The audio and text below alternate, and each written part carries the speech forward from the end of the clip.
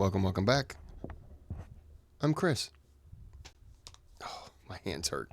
This is episode number 7 of Kings in General, 7 of 24. So, getting there slowly. Before we get started, if you can click that thumbs up, click the subscribe. You can click on the thanks button, donate to the channel, request a video. Your name sponsors that video. You don't have to. Thumbs up, bare minimum. Please, it's free. Subscribe if you like the content. All right? Not a lot really to say, other than it's Friday. I got home, was changing real fast so I could do a couple videos before dinner. Rounded the corner, no socks on, stepped on some poop. What a great feeling.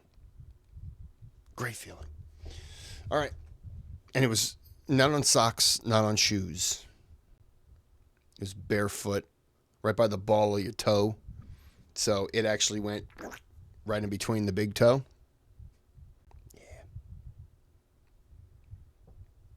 Yeah. I cussed. All right. And video.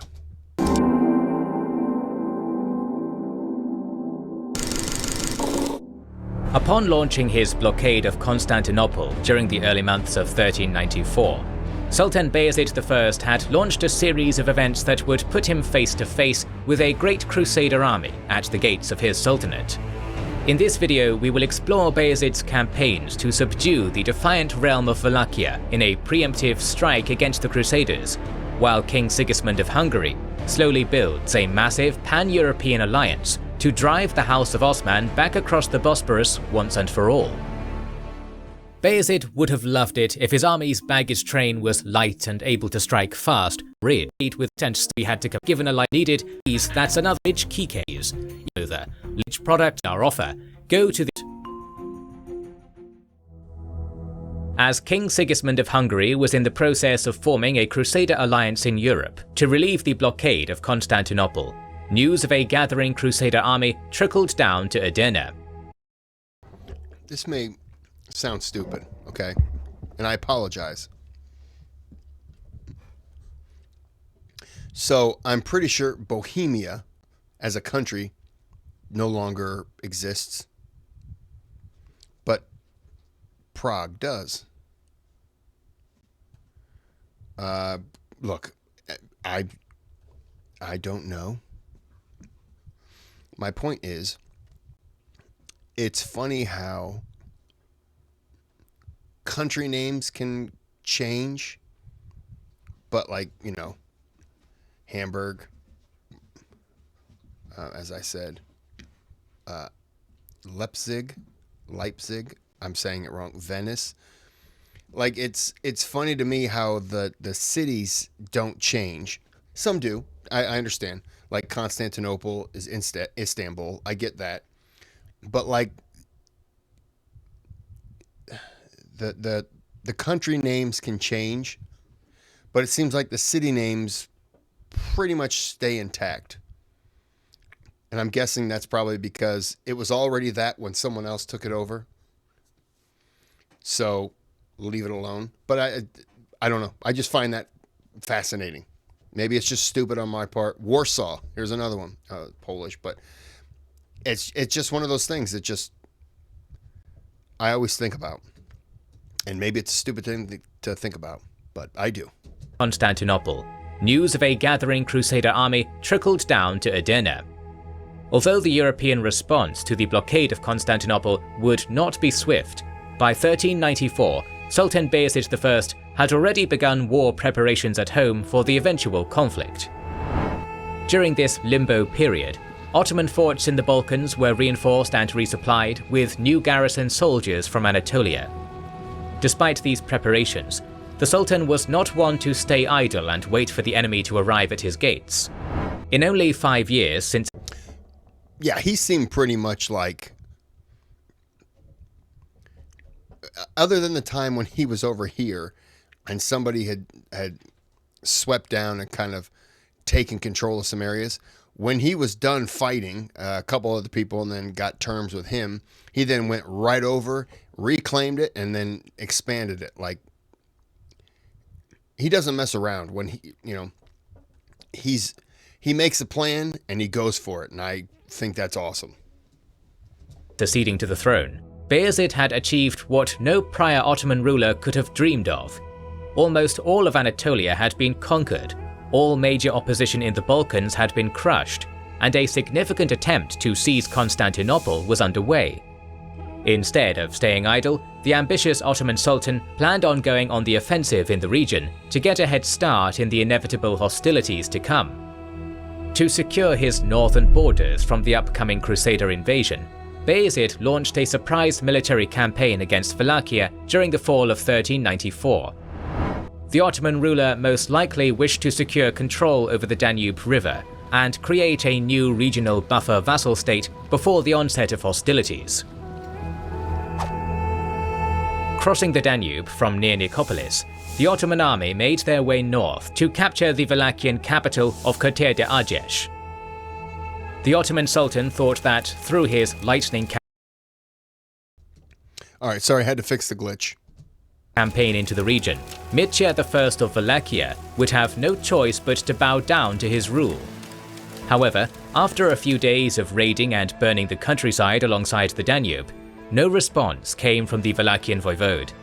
It was only after Bayezid began his forced march into the forested interior of the region that he would be met with the first signs of local resistance. As he knew he did not have the men or resources to stand up to the Ottomans head-on, Mircea employed his Wallachian skirmishers to conduct guerrilla operations against the numerically superior invaders. For an entire week, the Ottoman host was harassed by Wallachian hit-and-run attacks, while they marched through the unfamiliar lands. Exhausted from the forced march, Yeah, guerrilla warfare. They can't, it's like the warfare of 1700s, where everyone gets in their line with their musket and fires. Some people can't do that. Early Americans, patriots, colonists, colonials, whatever you want to say, weren't really truly American yet. But we couldn't fight that way.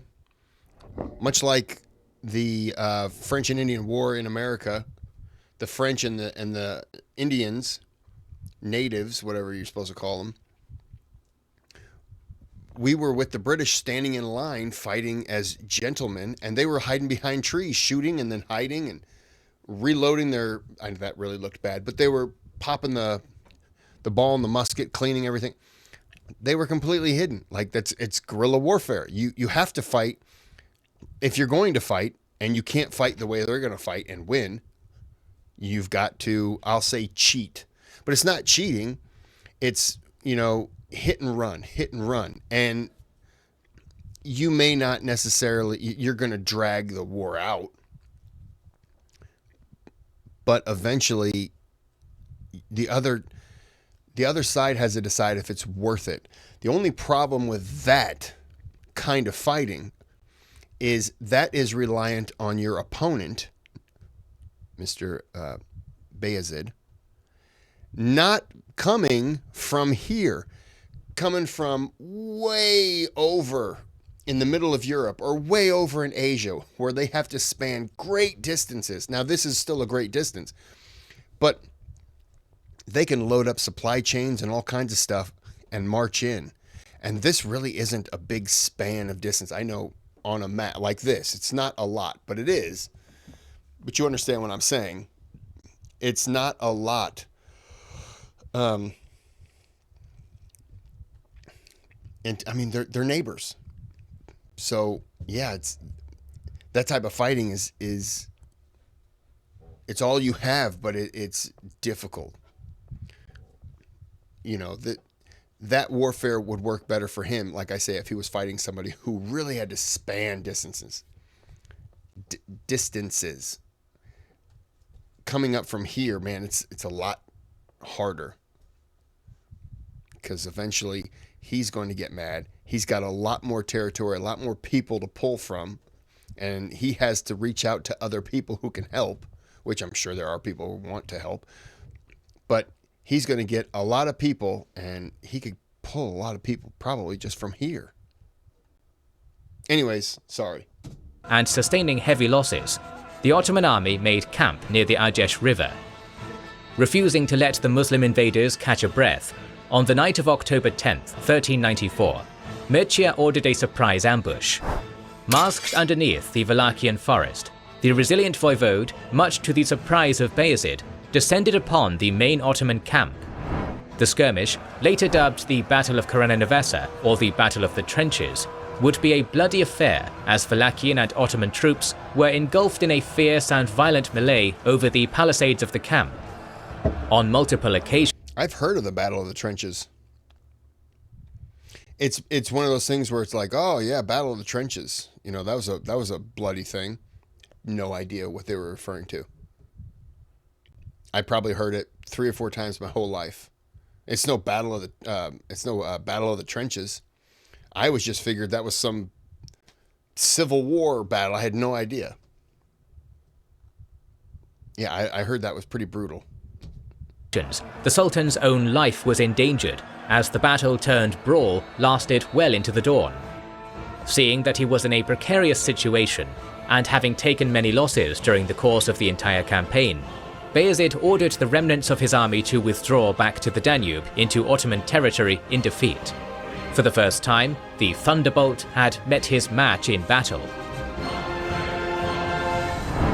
Despite this setback, Bayezid was prepared to invade Wallachia again during the spring of 1395, as during the interim period, Mircea had travelled to Transylvania to sign a formal alliance treaty with Sigismund for his upcoming crusade. This time around, the Ottoman Sultan called upon his Balkan vassals to join him on the campaign. Powerless to decline, Marko Mjernjavčević of Prilep, Konstantin Dejanović of Velbajд, and Prince Stefan Lazarević of Moravian Serbia would all personally lead their retinue of soldiers into the Sultan's camp in Bulgaria, and once again swear loyalty to their Muslim liege. Only the Serbian nobleman Vuk Branković, in an act of open defiance, refused to send troops to Bayezid.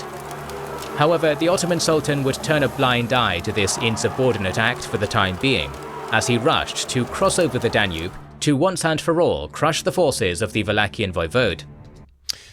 Is it Vuk Branković? This isn't the first time. So, I got a feeling Bayezid's going to have to probably kill this person. Or they'll flee. Yeah, it's not the first time they've shown open... Is it rebellion? Insubordination, I guess would be a good word. Yeah. This time, the Sultan invaded the country from the west through the lands of his vassal, the Tsardom of Vidin. The Wallachian skirmishers once again employed guerrilla warfare on Bayezid's army as they marched on the royal capital of Kirtia de Argesh. Perhaps due to the guerrilla campaign being less effective this time around, Mircea would proceed to form a great Wallachian army to fend off Bayezid.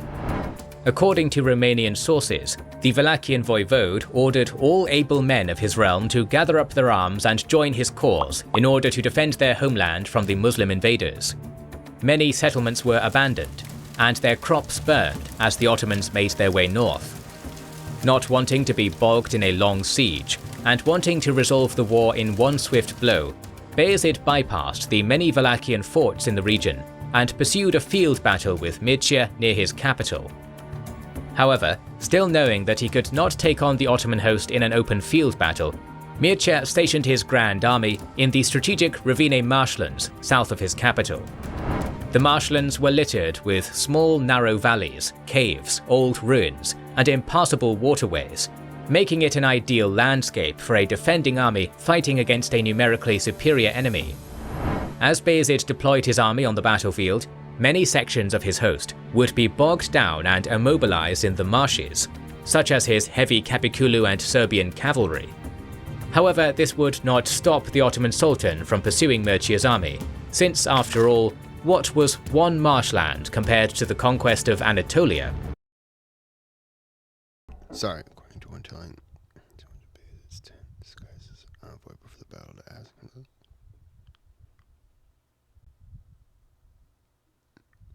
Wow.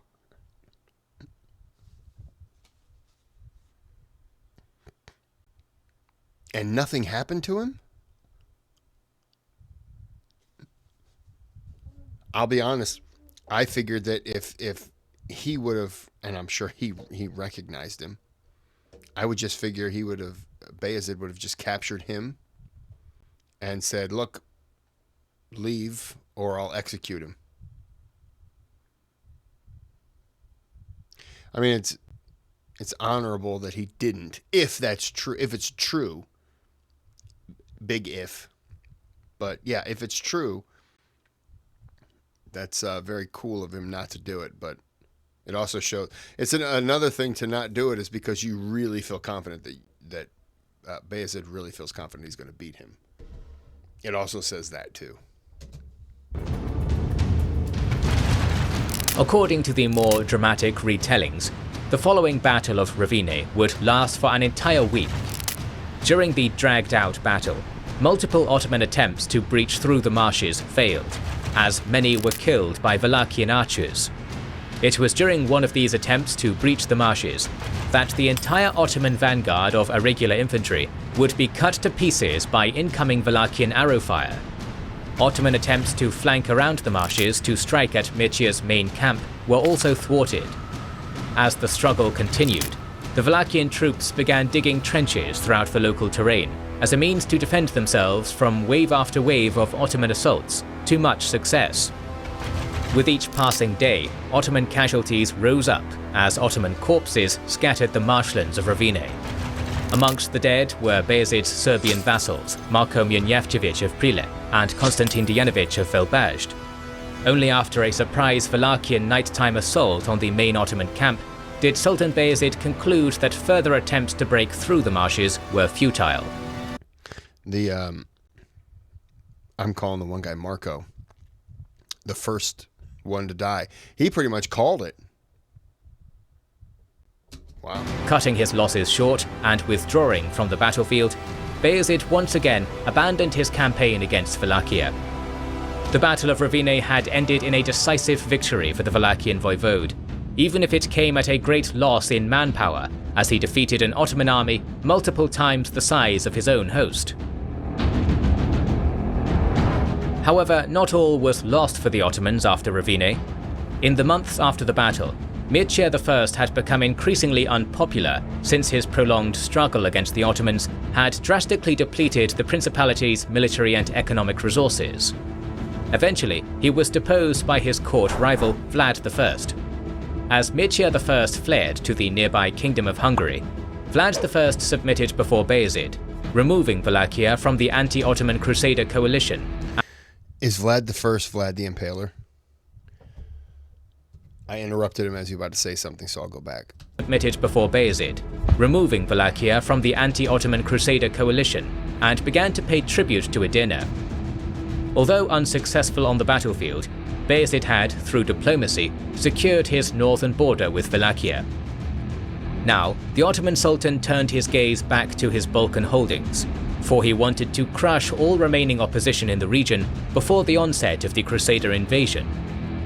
Upon crossing the Danube, Ottoman armies were ordered to besiege the last Bulgarian holdout of Nicopolis, still held by the relentless Tsar Ivan Shishman. Back during the reign of Murad I, Ottoman forces in the past had tried capturing the Bulgarian fortress town to no avail. However, this time, the Ottomans had more resources to spare for the siege. After a short and one-sided struggle, Nicopolis fell to the forces of Bayezid, thus bringing a formal end to the Bulgarian Empire. Soon after the siege, Tsar Ivan Shishman of Bulgaria would be first imprisoned, then executed on the orders of Bayezid. After putting an end to Shishman's realm, the Ottoman Sultan continued down south to his Serbian holdings. The former lands of the two slain Serbian despots from the Battle of Rovine, Marko and Konstantin, were formally annexed into the Ottoman Sultanate, as they had no male sons to succeed in their seats. In addition to these land acquisitions, during the same period, Bayezid invaded the lands of Vuk Branković, the Serbian noble who had failed to supply him with troops during his Wallachian campaign.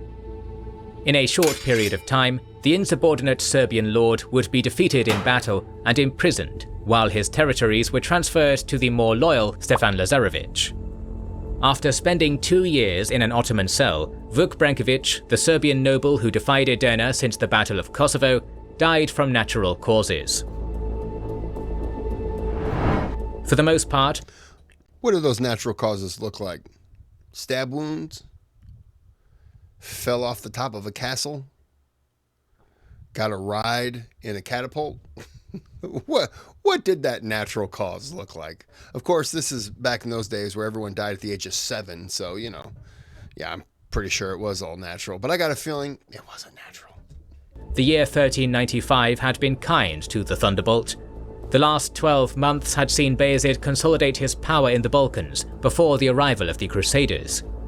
The Ottoman Sultan now controlled the major Danube crossing towns of Vidin, Nicopolis and Silistra.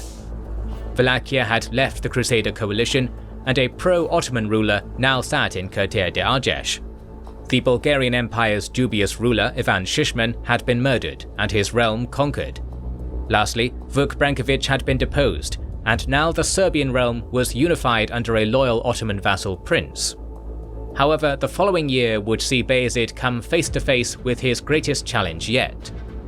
Since their conversion to Christianity under the Arpad dynasty during the 11th century, the Kingdom of Hungary had been one of Europe's largest and most formidable states. The kingdom was largely located on the rich farming lands of the Great Hungarian Plain, situated at the crossroads of Central and Southeastern Europe. Under the Anjou dynasty, Hungary had expanded its reach deeper into the Balkans during the same period in which the Ottoman Sultanate was also making gains in the region.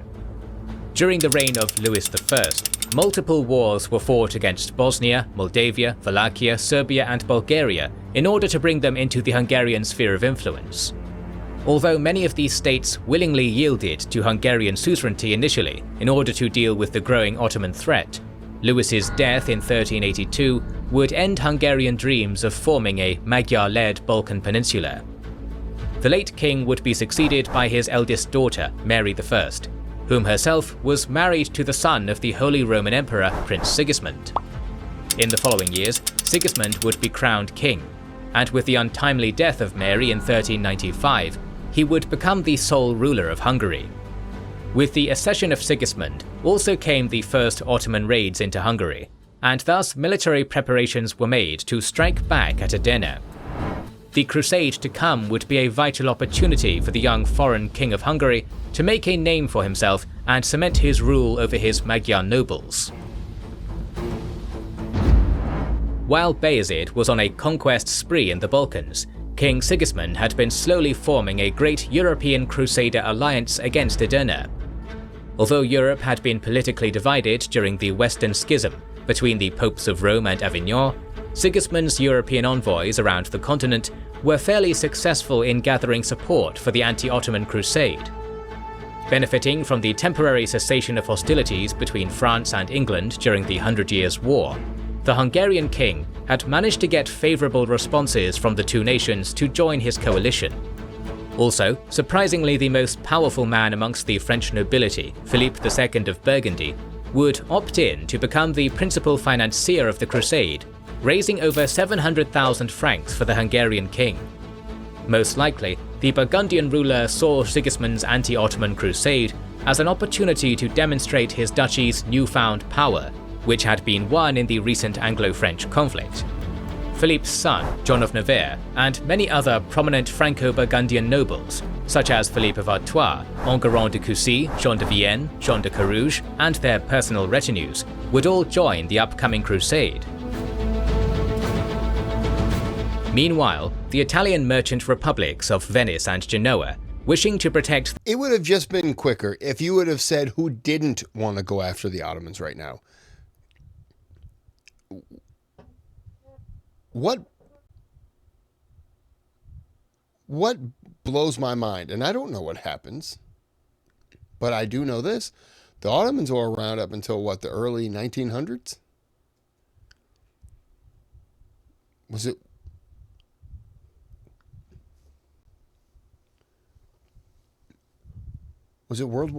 around World War II, actually, mid-1900s? So this didn't work. How many other countries do you need? Good Lord.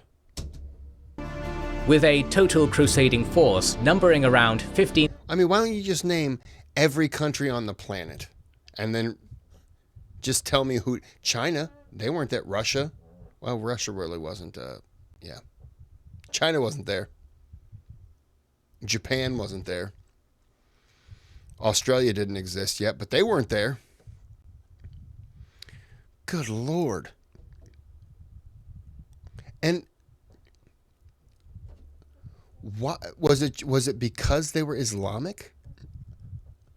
Is that it's strictly that? They're Christian, and so Islamic, so we have to go against it. Is that what it boils down to, basically? That's what it seems like. 1,000 to 25. Wow. That's just crazy. That many countries. Wow. Okay. Well, I'm going to end this here. I'm going to go downstairs and make myself some dinner. So, hope you enjoyed. I did. It's getting a little ridiculous, the amount of...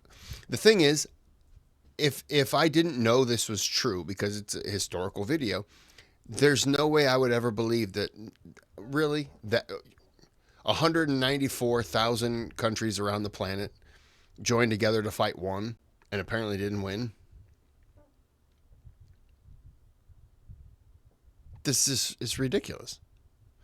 Okay, well, I'm gonna end this here. So until next time, till the next video that I do for the Ottomans, have a good day, have a good night.